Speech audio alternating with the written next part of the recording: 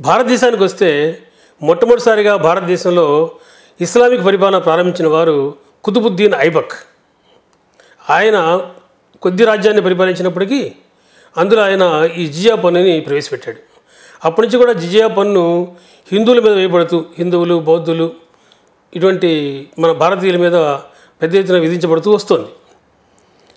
ఫిరోజ్ షా తుగ్లక్ కాలంలో ఇది మరీ కఠినంగా వసూలు చేయబడింది. కాబట్టి మొదటి నుంచి కూడా ఈ పన్నుని మనం వ్యతిరేకిస్తూ వచ్చింది సమాజం. ఎందుకంటే ఇది కేవలము ఇస్లాం మతంలోకి మారకపోవడం వల్ల పడిన శిక్షగా భావించడం అనేది స్పష్టం. అంటే ఉదాహరణకి ఎవరన్నా కనుక ఇస్లాం మతాన్ని పుచ్చుకునే పని అయితే ఈ పన్ను చెల్లించాల్సిన పని లేదు.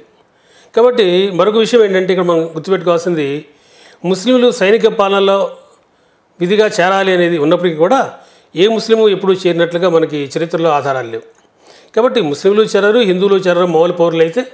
కానీ ఈ జిజియా పన్ను వంక మీద తిరిగి మళ్ళీ ఈ పన్నుని హిందువులు మాత్రమే కట్టవలసిన పరిస్థితి ఆ కాలంలో మధ్యకాలంతో కూడా నడిచింది.